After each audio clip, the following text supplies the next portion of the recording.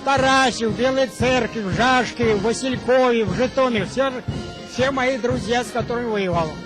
Освобождали Киев, Житомир, Проскуров, Львов. Ну, короче, прошли всю Украину. Обязательно встретимся, обязательно вспомним свою молодость. Мы были такими красивыми, как вы сейчас. А сейчас, видите, какие мы стали. Но все равно бодро еще чувствуем себя.